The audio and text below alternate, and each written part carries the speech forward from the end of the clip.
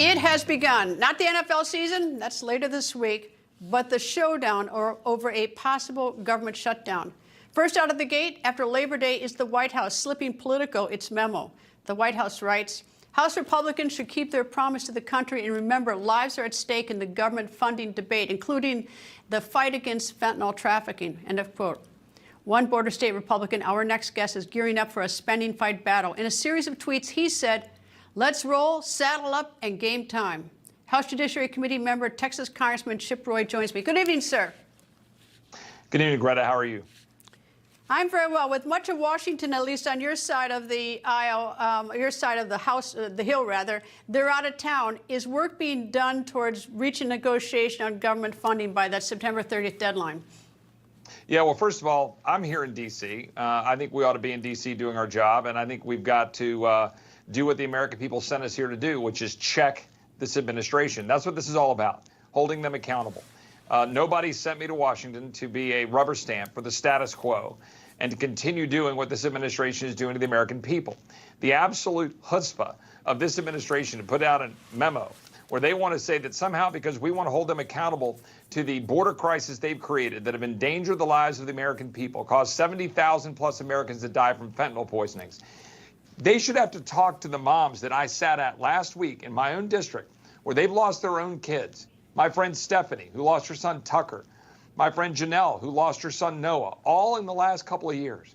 It's absolutely tragic. And now they want to try to use that to say, oh, if we dare try to hold them accountable for the open borders that are causing that mess and that crisis, that somehow we're going to undermine the ability to stop fentanyl, that's absurd. You know what it really shows? They're afraid.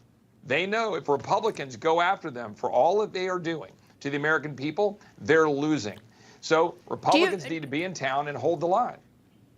But do you see your fellow Republicans agreeing with you? Because first of all, you've got to get some agreement on your own side. Is the Speaker of the House, Kevin McCarthy, for instance, in agreement with the three things you're looking for? Policy changes on border, policy changes on the weaponization of DOJ and FBI, as well as issues about woke policies at the Pentagon. Is the Speaker of the House in agreement with you?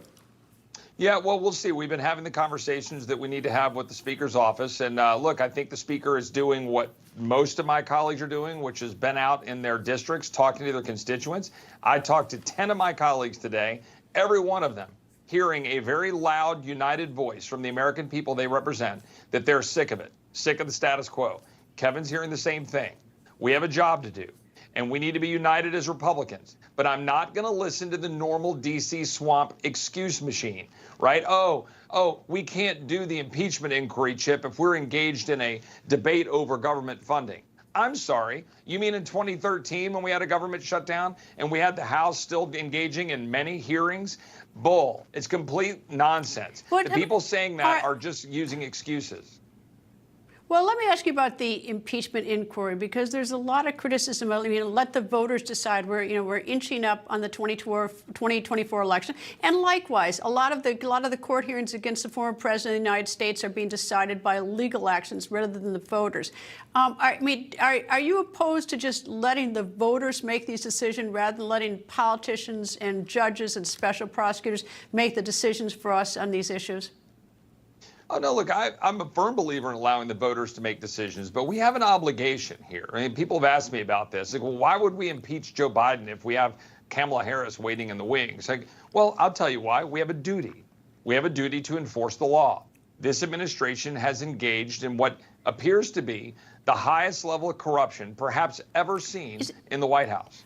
We have an obligation to do something about that. But if Jack Smith, if the special counsel Jack Smith were here, and I was asking him, why do we have two federal actions, one in Atlanta, Fulton County, and one in D.C., which in many ways mirror each other, he'd say, I'm just doing my duty. Is he just doing his duty too? No, because a politicized prosecution of a former president. Look, Greta, you know this. I did not support the legal theory of John Eastman and many of the people in the White House, right? I voted for the electors. I didn't think that was the right path to take. However, equally bad, or worse, frankly, much worse, is politically prosecuting people like Mark Meadows and former President Trump and a lot of others, Jenna Ellis in Atlanta, Georgia, because they don't like the way they wanted to stand up and use their free speech rights to say they thought the election was stolen. That is a massive problem. And then to have the United States Department of Justice pursuing prosecution because of January 6th, that is absurd, and it should send shivers down your spine. We've got to stop the Department of Justice from weaponizing itself, but to go after Joe Biden, and what we're seeing right now with what they did with the dollars flowing to Hunter Biden from foreign states to Hunter through probably to Joe, which we've got to go look and go follow the evidence wherever it may lead. Of course we have to pursue that and run that to ground. That's not hypocrisy. What we're trying to do is see whether or not Joe Biden was basically selling access to the Vice President of the United States and the White House. We have an obligation to go pursue that. All right. Just an aside is that just in my mind, there's a difference, and I'm going to take the last one. There's a difference between having an impeachment action and having hearings going forward to find out what was going on with Hunter Biden. That to me is just different, and those are different hearings to me. But remember obviously that very important to the American people. An impeachment inquiry is critical, though, for us to have the tools necessary to seek the truth. That's the key here. And I don't dispute that. I don't dispute that because I would like to know what was going on with Hunter Biden and all this stuff because like you, have been following it. Anyway, Congressman Chip Roy, thank you, sir. Thanks, Greta.